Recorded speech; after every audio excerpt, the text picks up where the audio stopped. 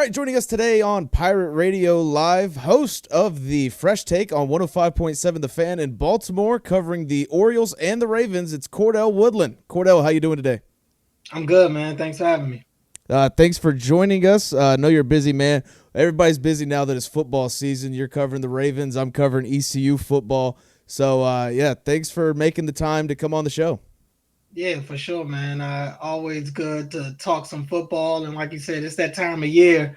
Ravens' first preseason game Thursday night. So football is here at this point. And we'll go ahead and jump right into it. Former Pirate playing here in Greenville, Keaton Mitchell on the Ravens. I'm assuming he'll see the field Thursday night with the Ravens. Who the Ravens got? The Eagles? Is that right? They play the Colts. The Colts. That's right. The Eagles play, I think, the Bengals. But Ravens Colts have had joint practice yesterday. Did they do that again today? No, they eliminated the 2-day joint practices.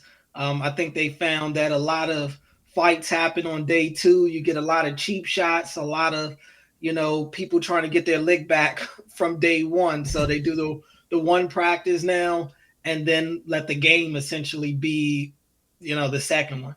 Yeah, and I saw your recap the other day of the joint practice. Nate Wiggins was sitting inside, and then who on the Colts was sitting inside? I believe it was Tyler Goodson. He was the one that was initially a part of the fight. He and Keon Martin from the Ravens. Nate got sent in because he came all the way from the sidelines and jumped in the fight, and that sparked a whole brawl. So I only saw Nate go in, but John told us at the end that both guys were sent inside by the refs. Yeah, it's nothing unusual. It just seems like every joint practice you see, read about, or whatever, there's always a fight going on. I'm a Raiders fan, so obviously there's a bench clearing brawl seems about just every time. But we'll get right into it with Keaton Mitchell. Been a long road to recovery. I read an article today. He described it as career ending. Everybody thinks it was just the ACL. It was the ACL, PCL, LCL, hamstring. Just how has his recovery been over the last year? Yeah, I think it took some time. He was able to come back last year as the season had already gotten underway, maybe in the midpoint to late last season, and he struggled to be able to be a consistent piece of the offense, and that's not hard to understand. I mean, they added Derrick Henry. They had Justice Hill, who was great for them last year on third downs as a pass blocker and even as a receiver out of the backfield.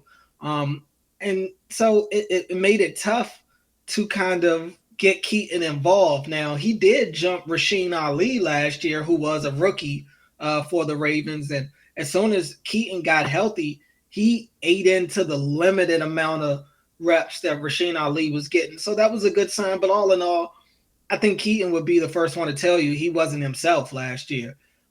He didn't. He said, I remember talking to him last year, and at one point he felt like his speed was back, but talking to some of the coaches and even talking to Keaton again this summer, he felt like, looking at where he is now, he wasn't maybe as good as he thought he was last year after he came back from the injury. So right now, watching him in camp, man, to be honest with you, it looks like that speed is there. That's the thing that jumps off the screen with Keaton Mitchell. He has that home run ability. I don't know how much playing time he'll be able to carve out offensively. He is competing for the kickoff returner role, and he's really hoping to get that. But I can tell you just from watching him out there, the Keaton that I remember watching in his rookie year that could hit the corner, that could beat you out of your angles, that could kind of turn in some 60-yard runs. I see that guy there. It's just a matter of will he get those opportunities. Yeah, and we've seen a lot of that home run power here in Greenville in Dowdy-Ficklin Stadium. You talked about it's going to be hard for him to get on the field there with Derrick Henry and Justice Hill. Is his spot guaranteed on this roster, or does he have to show a lot here in the preseason? Nah, I think his spot is all but guaranteed. Rasheen Ali, who's having a really good camp himself, not as good as Keaton in my opinion, but he's having a better year this year. He's a guy that was drafted by the Ravens last year. So the Ravens do like to invest that time into their draft picks. But I don't see Rasheen Ali being the third running back on this depth chart over Keaton. I think they'd like to get Rasheen Ali and maybe stash him on the practice squad or something like that. But I don't really see a scenario where Keaton Mitchell isn't on this roster, even if he doesn't get the kick returner role. And maybe that makes it a little tougher, right? That could make it a little tougher to make the roster if he doesn't get that. But even still, I'd be surprised if he's not the team's third running back. Yeah, and given my ECU bias, I'm obviously cheering for Keaton Mitchell a lot, but I loved Rasheen Ali in college, and I thought that was a great pickup for the Ravens. I've seen him play here against ECU, and he was just as fast as Keaton Mitchell in college, I believe. So you think Rasheen Ali, you said probably stash him away on the practice squad. Do you think they carry all four of those guys going in for the final roster, or? I'd be surprised. They're going to carry. I'm curious to see how the Ravens go about putting together their 53-man roster. It's not a lot of spots up for grabs. They have a lot of. This is obviously a really good roster that they have this year. So there'll be some back end pieces, but even those spots will be tough to make. So in my mind, I haven't really approached camp as Keaton being a guy who's a bubble guy for the roster. I think his spot is safe. Rasheen Ali may be one of those bubble guys, but it wouldn't shock me if they found a way to keep him around. But I think practice squad is probably his best chance. And look, maybe he has a really good preseason and ends up getting picked up somewhere else. That's very possible. Yeah, and when it comes to preseason, I'm assuming Derrick Henry, Lamar Jackson, the stars aren't going to be playing. What have you heard from John Harbaugh on that? Yeah, pretty much that. At least for this first game, he said that we won't see a lot of the stars out there. And really, it's been a few years since he's played his bona fide starters in a preseason game. The Lamars, the Derrick Henrys, the Mark Andrews of the world. I think you'll see some of their rookie starters like Malachi Starks and Mike Green. Mike Green isn't necessarily an every down starter right now for them, but he is a situational starter. He'll be out there on pass rush downs. So I think they're ready to unleash him in this preseason game. And I would imagine the second one at least as well. But yeah, the Kyle Hamiltons and the Derrick Henrys and those guys, John already said they're not playing in this one. He kind of left the door open for the other games maybe, but until he does it, I don't think he will. Yeah, and you mentioned those two rookies, Malachi Starks and Mike Green. I thought they were steals at where they were taken, and the Ravens, I don't want to say lucky to get them, but them falling as far as they did was surprising to me. What have you seen from them so far throughout training camp? I've been impressed. And look, it's my fifth year covering the team, and one of the things that I have kind of picked up on over this time is don't get caught up in guys flashing and looking good in training camp practices. Yeah. You got to be able to do it in the games, and you got to be able to do it consistently if you want to be one of the really good ones in this league. So both of those guys, I think, are definitely looked the part. Malachi has stepped in right away, and he does not look like a rookie to me. He doesn't carry himself like a rookie. He doesn't talk like a rookie. He just seems like a seasoned vet. And maybe that's what comes from being a 4-year starter at Georgia and playing all over that defense and wearing so many hats for them. But he is very impressive to talk to and to watch play football. He makes plays. They had the joint practice against the Colts yesterday, as you know, and he had a couple of really good plays in there that opened my eyes. Same with Mike Green. It seems like every time the pads come on, Mike Green is just it's like it's go time for him. He wins his one-on-one reps. He wins off the line of scrimmage early. He knows how to. He has a really good motor, and that helps him with his pass rush moves because it seems like he can go on forever. I just want to see him get into these preseason games and actually finish the play. I've seen him win his reps and win early, but in these practices they have to pull up. They can't. The quarterback, he could barely hit anybody else. So now in these preseason games, all right, now I want to see him not just get there, but finish the play, finish the tackle. I know he led the nation in sacks last year, but it's the NFL. It's a totally different level up here. So I want to see him be able to showcase the ability to make plays in the backfield on a consistent basis. Cordell Woodland joining us today on the show. Sticking with the draft class, who's somebody, one of those later round picks that have caught your eye, somebody you're keeping your eye on during the preseason? It's not many of them. Tyler Loop obviously is a kicker. right now that they drafted. They moved on from Justin Tucker this offseason. So that's been a big story for the Ravens, looking at Tyler Loop and seeing how he's coming along. They had a quote unquote kicking competition with him and John Hoyland. They ended up cutting John Hoyland over the weekend. Mm. So now it's just Tyler Loop. So he's looked good in practice. He's hit some 60 yarders. He's hit a 58 yarder, a 56. So he's showcasing the leg. Now it's about him doing it in the game. So he's another one that I'm looking forward to seeing in the preseason games. Another one I would say is LaJohntay Wester, receiver from Colorado. They basically drafted him to be the team's punt returner because they went through about 4 or 5 different punt returners last year. They're just looking for somebody that can catch the ball on a consistent basis back there. Yeah. And I think you combine that with Wester's history of having some big returns in his time in college football, specifically last year in Colorado. So I think they really like him. He probably has the lead right now when it comes to that punt return role. So we'll see. But the Ravens roster is so good. A lot of their rookies won't make immediate impact. I mentioned before that Will Malachi, Mike Green, the kicker, Tyler Loop, and probably LaJohntay Wester. Other than that, I mean, the rest of them may not even make the team. I mean, Teddy Buchanan, I think, will make the team at linebacker. He's probably the third linebacker. But other than that, like Robert Longerbeam and some of those other guys, Emory Jones, they're still waiting for him to even practice tackle from LSU. They haven't even been able to get him out there yet. I'm looking for him to end up starting the year on IR. So there's some questions about some of the other guys, but this is a veteran-driven team for the Ravens right now.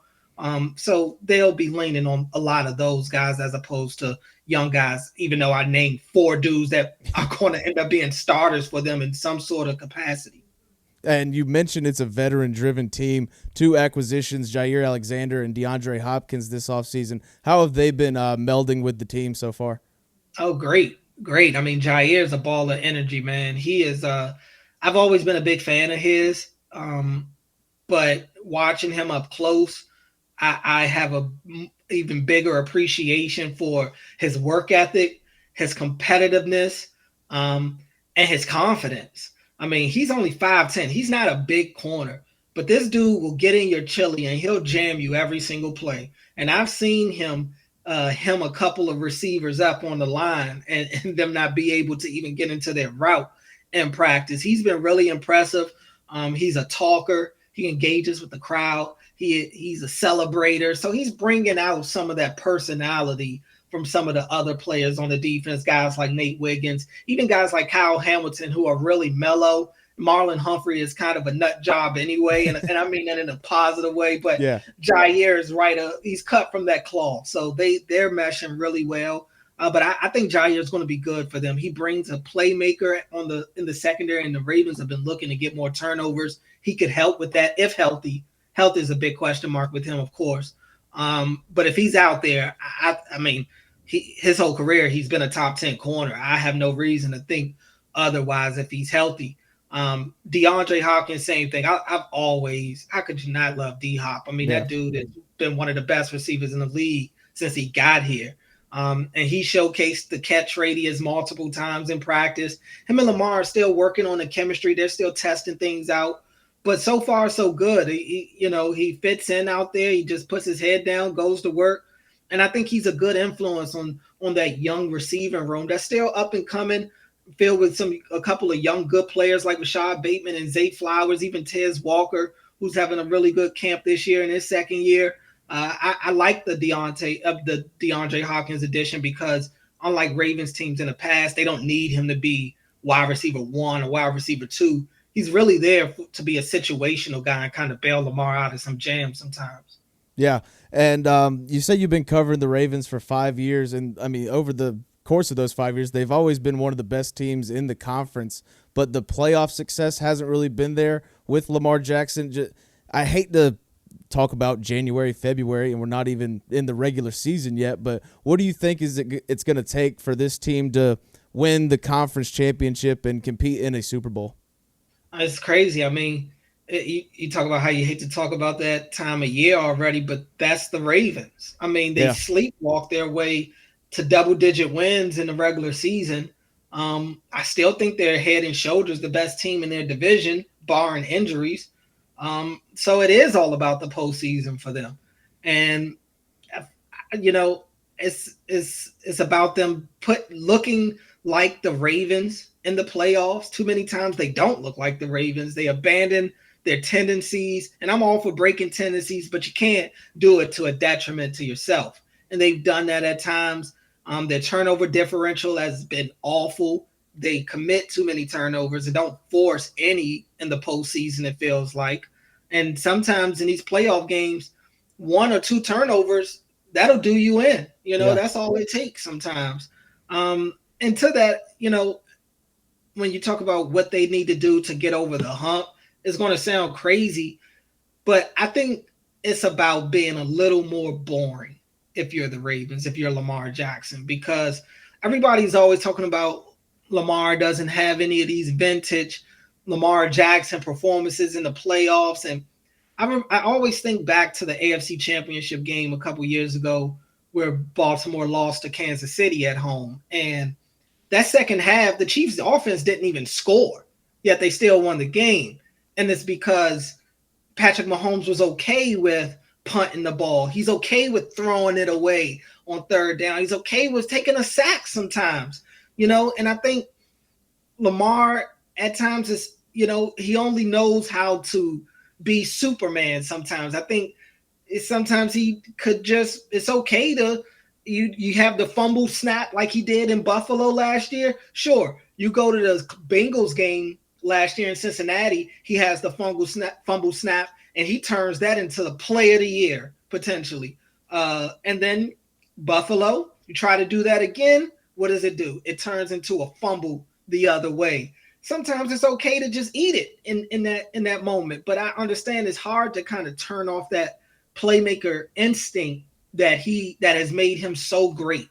But I think more is sometimes less in the postseason, and the Ravens have helped their opponents out too many times by making killer mistakes in these games that end up biting them in the end.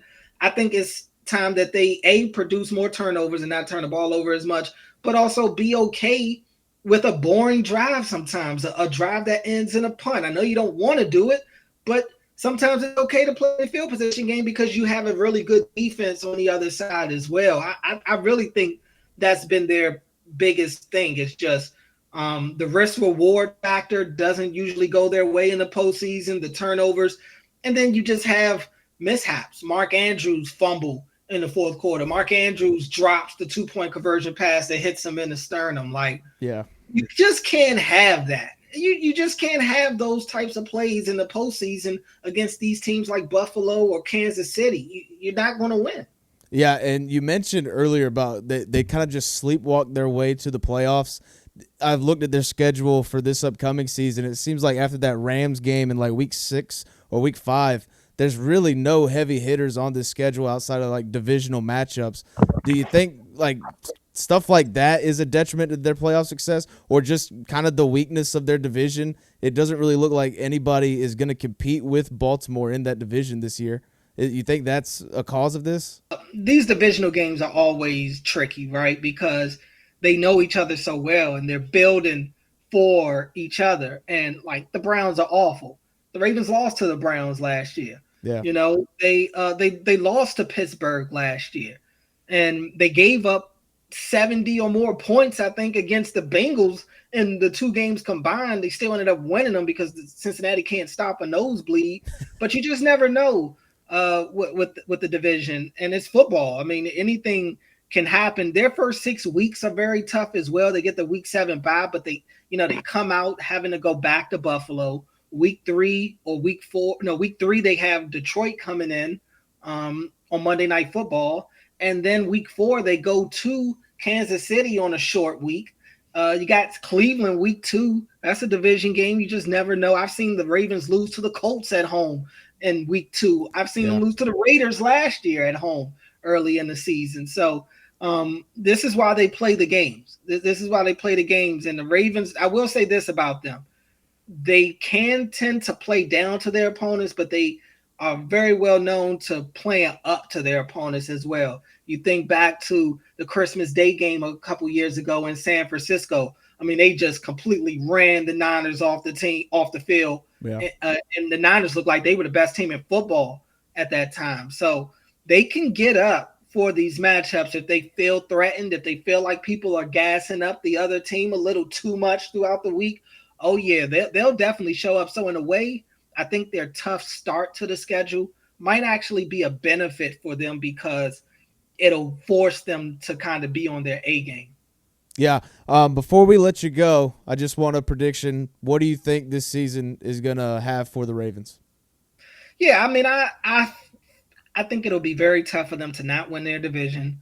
I still expect them to do that. I think they'll be a double digit win team again. Um, I could see them getting the one seed. I think it's in their best interest to do that. They definitely have the roster to do it. So I could see them getting the one seed. I think they'll at least get to the AFC Championship game.